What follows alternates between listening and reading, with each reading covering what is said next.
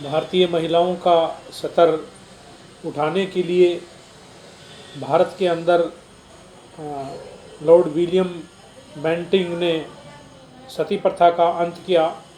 1829 ईस्वी में उन्होंने सती प्रथा का अंत करने के लिए यहाँ कानून बनाया। फिर यहाँ पर महात्मा ज्योतिबा फूले ने अपनी पत्नी को पढ़ा करके सावित्रीबाई फूले को तैयार किया और सावित्रीबाई फूले ने महिलाओं के लिए सबसे पहले विद्यालय खोले। और इस तरह से डॉक्टर भीमराव अंबेडकर ने 1956 ईस्वी में महिलाओं के लिए हिंदू कोड बिल पेश किया, जो कि पास नहीं होने दिया। तो समय समय पर महापुरुषों ने महिलाओं की स्थिति को सुधारने का पूरा भरसक प्रयास किया, लेकिन आज भी महिलाओं की हालत में कोई ज़्यादा सुधार नहीं है। और वो इसलिए है कि अंग्रेज़ों से पहले आए भारत के अंदर जो आर्य जो लोग हैं, वो नहीं चाहते कि भारत की महिलाएं जो हैं यहाँ विकसित हों और इनका विकास हो।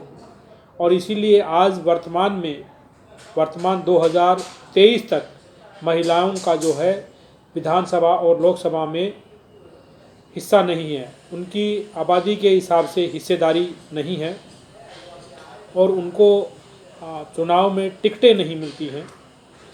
तो महिलाओं की जो हालत है वो किसी से अनभिज्ञ नहीं है। महिलाओं की जो हालत है आज बहुत बुरी है।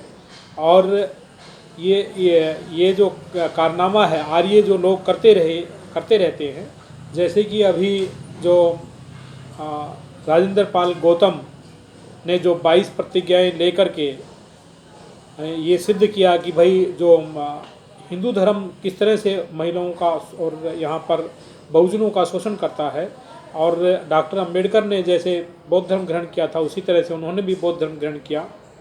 और अभी बहुजन समाज पार्टी के जो भूतपूर्व जो पिछड़े समाज के दमदार जो नेता हैं स्वामी प्रसाद मौर्य, वो भी महिलाओं के साथ में दोयम दर्जे का हो रहा व्यवहार उस चौपाई की व्याख्या कर रहे हैं कि ढोल गंवार शूद्र पशु नारी ये सब हैं ताड़न के अधिकारी।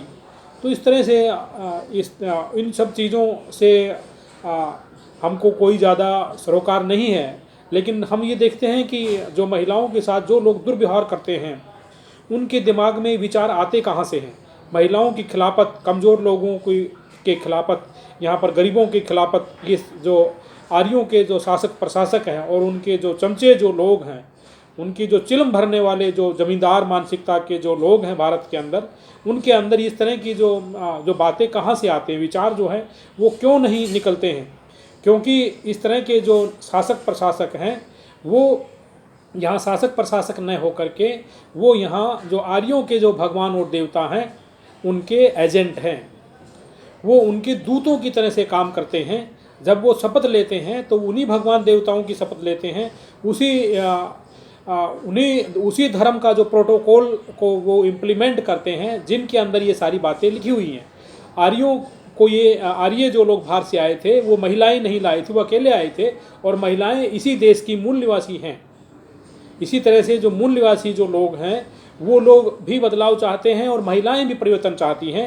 महिलाएं परिवर्तन चाहती हैं और जो यहाँ के जो सच्चे जो लोग हैं, पुरुष जो लोग हैं, वो परिवर्तन चाहते हैं। लेकिन आर्यों को वो लोग पसंद हैं जो कि परिवर्तन का जो लोग विरोध करते हैं। इसीलिए आर्यों के जो धर्म है, आर्यों का जो धर्म है, जो ब्राह्मण धर्म है, जिसको वैदिक धर्म और आज जिसको हिंदू धर्म के रूप में प्रचारित किया जा रहा है, जो गुलामों का धर्म प्रचारित के रूप में प्रचारित किया जा रहा है, जिनका जो आका है वो आर्य ब्राह्मण है। तो ये जो इस तरह से ये लोग नेता कम हैं, लेकिन ये इस तरह के धर्म के प्रचारक ज़्यादा है। जैसे राजा कहता था कि मेरे को तो उस धर्म ने, उस परमात्मा ने, उस भगवान ने बड़ा बनाया है। तो ये लोग यहाँ के संविधान को नहीं मानते हैं। अगर ये लोग संविधान को मानते तो आर्यों के जो लोग हैं, आर्य जो पार्टियाँ हैं, वो महिलाओं को 50% आरक्षण देती। आर्यों की जो ओरिजिनल पार्टी है कांग्रेस पार्टी, वो कहती थी कि मैं 33 दूंगी, 33% जो महिलाओं को हम भागीदारी देंगे, 50 नहीं हम 33 देंगे। लेकिन वो नहीं देते, वो इक्की दुक्की उन महिलाओं को भागीदारी देती हैं जो कि विधानसभा और लोकसभा में जा कर के वो भी उनकी चिलमें भरने लग जाती हैं। वो उनकी लय में लय लगाने लग जाती हैं और वो महिलाओं के विरुद्ध में काम करने लग जाती हैं। ऐसी महिलाओं को ये लोग भागीदारी देते हैं। तो ये सब जानना बहुत ज़रूरी है कि भाई आज जो है इनकी जो विचारधारा क्या है। जो आर्यों की जो पार्टियां हैं, वो चाहे एरी गैरी नथु खैरी, कोई भी आर्यों की पार्टी है, उन सब की विचारधारा एक ही है। ये जय हिंद इनका नारा है, भारत माता इनका नारा है, वंदे मातरम इनका नारा है। भगवान देवता के जो इनके नारे हैं, इनके जो नारे हैं वो लोकतांत्रिक नारे नहीं हैं। इनके अगर इस देश का यदि चुनाव आयोग यदि चोर मानसिकता का नहीं है और यदि वो गंदी मानसिकता का नहीं है, तो भगवान और देवता के नाम में जो पार्टियां बनी हुई हैं और जो भगवान देवता का एजेंडा चलाती हैं, इस देश के टैक्स पेयर्स के जो पैसे को बर्बाद करती हैं और टैक्स पेयर के पैसे को लेकर के इस देश के अंदर भगवान देवता का प्रसार करती है, कण कण में भगवान भरती हैं, ऐसी पार्टियों का चुनाव आयोग पंजीकरण रद्द कर सकता है। लेकिन उसकी भी कोई औकात नहीं है, उसका वजूद नहीं है, क्योंकि उसका वजूद चोरी और झूठ और फरेब से बना हुआ है। इसीलिए वो ऐसी पार्टियों का पंजीकरण बनाए रखता है जो पार्टियां भगवान देवता का प्रचार करती हैं और भगवान देवता के नाम में पंजीकृत हैं। तो ये जनता को जानना बहुत ज़रूरी है कि भाई यहाँ इस देश के अंदर बदलाव क्यों नहीं हो रहा, बहुजनों की सत्ता क्यों नहीं आ रही और महिलाओं को जो भागीदारी है वो क्यों नहीं मिल रही है। आज हम देख रहे हैं कि सती प्रथा का तो अंत हो गया है, लेकिन यहाँ पर महिलाओं के साथ में जो जुल्म है उसका अंत नहीं हुआ है। आज इन्होंने ऐसी ऐसी व्यवस्थाएं चालू कर दी हैं कि ये कहते हैं कि अडल्ट्री इज़ नॉट ऑफेंस, ये कहते हैं कि महिलाओं के लिए कहते हैं कि भाई लिव इन रिलेशनशिप। तो ये जो है लिव इन रिलेशनशिप का काम नहीं कर रहे, ये किल इन रिलेशनशिप कर रहे हैं कि महिलाओं के खिलाफ में जाता है। आज हम देखते हैं कि महिलाएं जो हैं वो शोषण का शिकार होती हैं। पुरुष महिलाओं को कुछ दिन अपने साथ रखने के बाद में उनको डेजर्ट कर देते हैं, उनको छोड़ देते हैं और दूसरी महिलाओं को वो लोग पकड़ लेते हैं। और कुछ जो महिलाएं जो मजबूत महिलाएं होती हैं और बहुत मतलब कि इमोशनल जो होती हैं, वो बेचारी इनकी अय्याशी का और इनके काले कारनामों का शिकार हो जाती है। उनकी ये लोग मौत कर देते हैं, उनको ये मौत के घाट उतार देते हैं। तो ये लिव इन रिलेशनशिप कैसा हुआ जिसके अंदर जिसकी शिकार केवल महिलाएं होंगी। तो इस तरह से जो समाज के अंदर बुराइयां ले करके आते हैं और उसको ये रजिस्टर्ड करते हैं।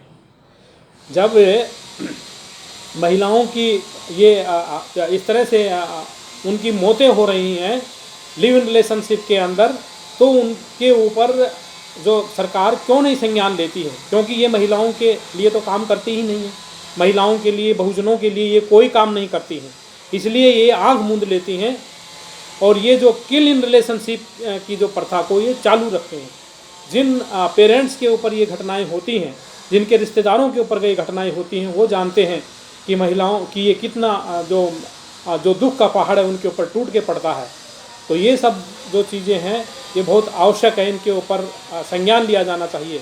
हम देखते हैं कि जो देशभक्त बरादरियों के जो लोग हैं उनको शादी के लिए महिलाएं नहीं मिलती हैं और गाँवों में जो देशभक्तों की बरादरी के जो लोग हैं वो रंडवे रह जाते हैं, उनकी शादियाँ नहीं हो जाती हैं। अगर किसी को यकीन नहीं हो तो जहाँ पर ये काऊ विजिलेंट जो है मुस्लिम लोगों के बच्चों की हत्या करते हैं, उन गाँवों के अंदर जाकर देख सकते हैं कि वहाँ पर गाँव के अंदर कितने लोगों की शादियाँ नहीं होती हैं, उनको शादी के लिए लड़कियाँ नहीं मिलती हैं और मजबूरन में वो यहाँ से बिहार से बंगाल बिहार को लाते हैं।